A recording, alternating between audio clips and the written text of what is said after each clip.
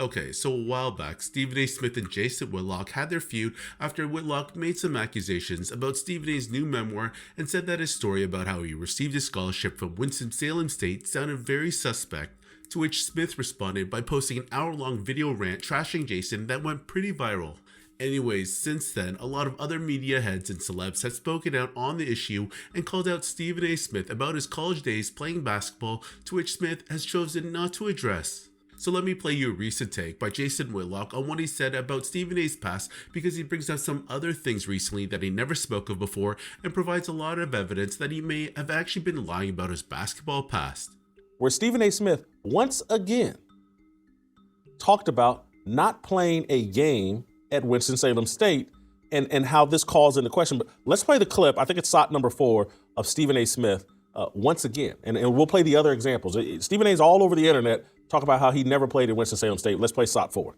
Stephen A., you recently spoke about your short-lived basketball career by admitting that I believe that you averaged less than 1 point a game. But what I did not know is that you said that you actually received a basketball scholarship. Yes, I was on a basketball scholarship at Winston-Salem State University my first year there. I cracked my kneecap in half. And I was never able to play again. I kept trying to come back and practice, but this is in the late 80s. And that's what happened. So what I said was, everybody teased me 1.5 points a game. I said, no, it was less. I never played because I cracked my kneecap in half with your ignorant asses. You know what I'm saying? You didn't know. Right kneecap. I still got a 6-inch screw in it to this very day. They never took it out. They talk about I averaged 1.5 points a game. I saw some article on social media. That's a lie.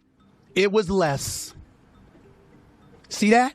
You didn't know I was going to say that, did you? It was less than that. It's a lie. How about 0? Because I never played, because I cracked my kneecap in half. Did you play? What level did you play? I played Division II, but I really didn't play because I cracked my kneecap in half the minute I got there. So I never really had an opportunity to shine, which is why it makes me laugh when people say he didn't do anything in college. You know, he averaged 2 points a game. But I said, really, 2 points? That's a lie, because I never played because I cracked my kneecap in half. I seen the photo of you. Let's say you didn't get injured. What do you think would have happened with your career? I don't think I would have been pro. I don't think I was that good, but I think This guy's so honest. I don't think I would have been pro at all. But I do believe I knew I could ball, and I thought that I would have excelled at the Division II level. Division I level, I was like 5'9", 130 pounds. Okay, so you heard Stephen A. Smith on a few different podcasts, including his own, saying that he never played a single game for Winston-Salem State after he messed up his knee. This is even after his employer cracked jokes about his college past last season in an NBA Countdown segment where they teased him for averaging only 1.5 points in one game, which is statistically impossible. So now listen to Jason's comments as he addresses the inconsistencies surrounding Smith's college basketball stories. Cracked my kneecap, Division II, never played. Why is this important? Why am I going over this? And you've already... Let's go to the stat sheet from the 90-91 season. This is what ESPN referenced on television when he was with Malika Andrews and all these people. But do we have I asked for the stat sheet. Yeah, there's the stat sheet.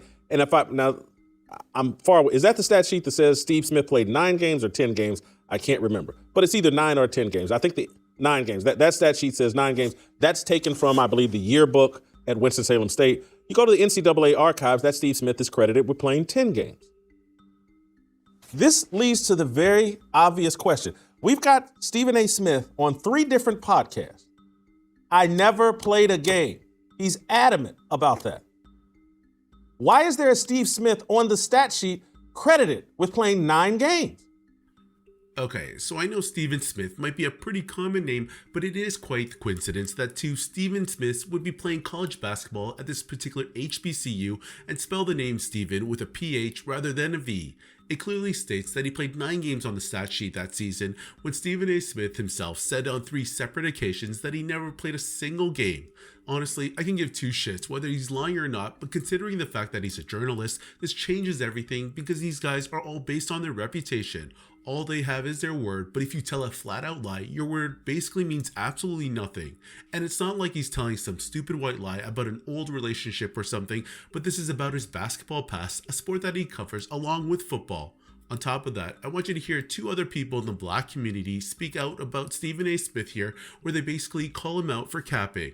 One being comedian Corey Holcomb, and the other being Marcellus Wiley. Stephen A. Smith lied about hooping for Winston-Salem State.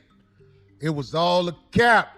Because when you put that shit in your little memoir book, a pussy-ass book, nigga, you know niggas ain't reading that shit anyway. But for them motherfuckers to be trying to get at his ass, they read it. And they caught you up, didn't they, nigga? Because some dude said some shit that I was in agreement with. When a motherfucker get caught, he ain't never say, you lying. He get to talk about you. You fat bastard. I can't stand that fat bastard. So I'm not saying Stephen A. Smith is lying. I'm not saying that. But I know there's no way, the way I heard that story, he's telling the truth. You understand the difference? Okay, he ain't lying. I ain't saying you're lying. He's just not telling the truth, the whole truth, and nothing but the truth. Ain't no way. Let me tell you why.